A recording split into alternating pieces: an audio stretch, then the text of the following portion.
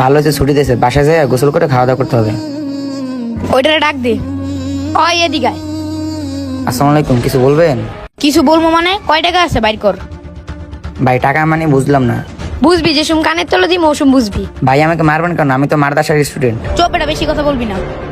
দেখি ওর পকেটে কয় টাকা আছে, মনে হয় অনেক টাকা আছে। এই টাকাও পাইছি, লগে একটা ঘড়িও পাইছি, এই ঘড়িটা ধর। ভাইয়া আপনার তো আমার ঘড়ি টাকা পয়সা নিয়ে গেলেন, আমি বাসায় যেয়ে মা বাবাকে কি বলবো? যা বাসায় যাই বলবি হারা গেছে, যা। নাফিস ঘড়িটা মনে হয় অনেক দামি। ঠিকই বলছস, বৃষ্টি পড়তেছে, চল এখান থেকে যাই। ঠিক আছে চল যাইগা। যা তাড়াতাড়ি বাসে যায়। আরে এই পিচ্ছি এখানে বসে আছে কেন? কি ব্যাপার আসলাম, তুমি বাসায় যাও নাই? ভাইয়া আমি তো বাসায় যাইতেছিলাম, তখন দুইটা ছেলে আমাকে ধরে ঘড়ির টাকা পয়সা রাখিয়ে দিয়েছে, এই জন্য আমি বাসায় যাইনি। কি বলতেছে ওইসব? বাসায় গেলে মা আমার তো টাকার ঘড়ি দেখতে চাইবে, তখন যদি না দেখাতে পারি তাহলে মা আমাকে অনেক মারবে। আচ্ছা ঠিক আছে, তুমি কোনো টেনশন করো না, তুমি আমার সাথে চলো, আসো। ভাইয়া দাঁড়ান, এই জায়গায় আটকে আমার সব